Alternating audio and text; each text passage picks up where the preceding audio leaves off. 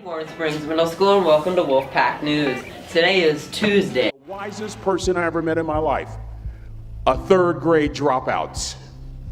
Wisest and dropout in the same sentence is rather oxymoronic, like jumbo shrimp.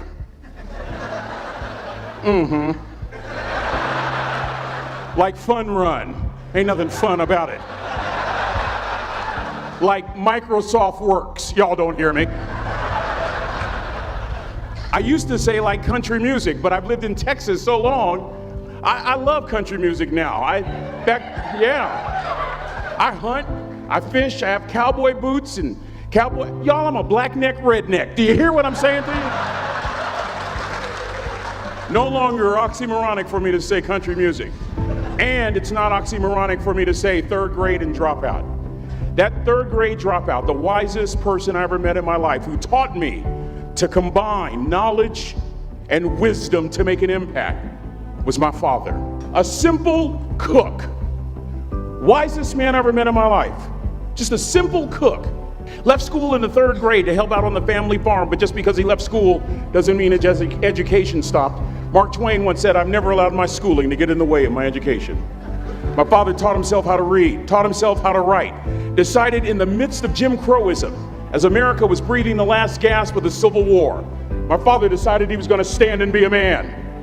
Not a black man, not a brown man, not a white man, but a man.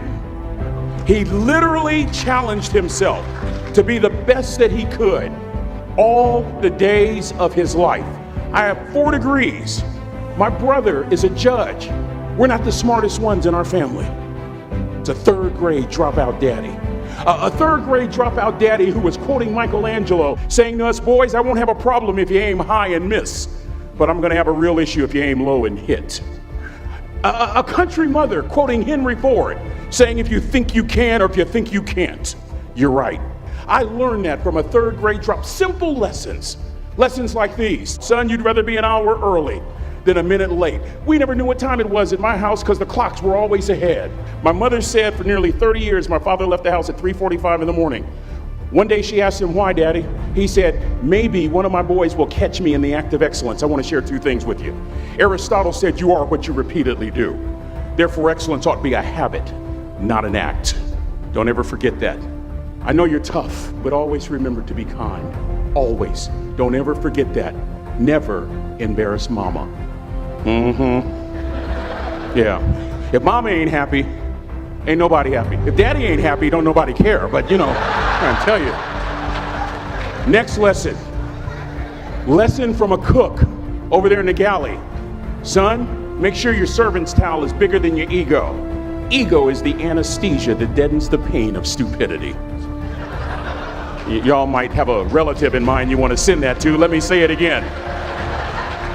Ego is the anesthesia that deadens the pain of stupidity. Pride is the burden of a foolish person. John Wooden coached basketball at UCLA for a living, but his calling was to impact people. And with all those national championships, guess what he was found doing in the middle of the week?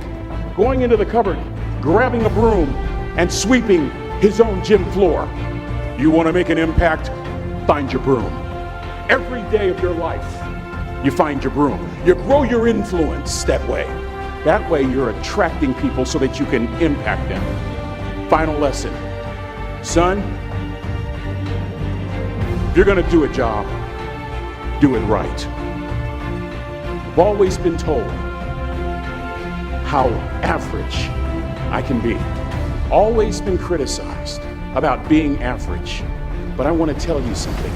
I stand here before you, before all of these people, not listening to those words, but telling myself every single day to shoot for the stars, to be the best that I can be. Good enough isn't good enough if it can be better, and better isn't good enough if it can be best.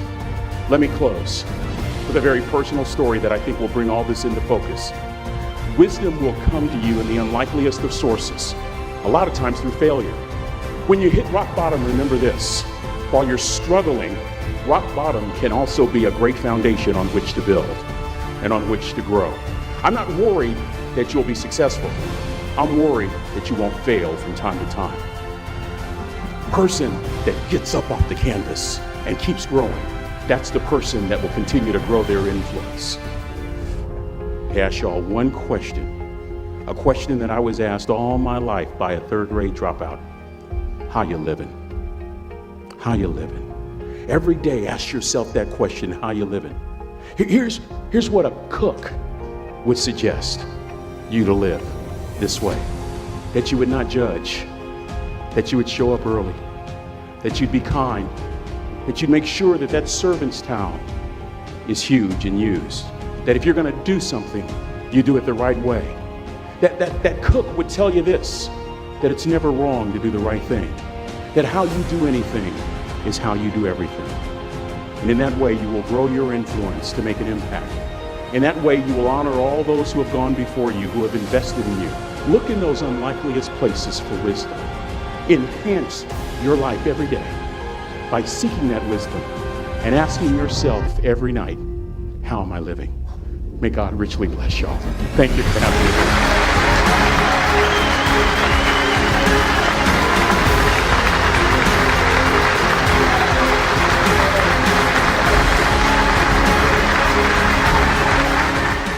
Tune for tomorrow.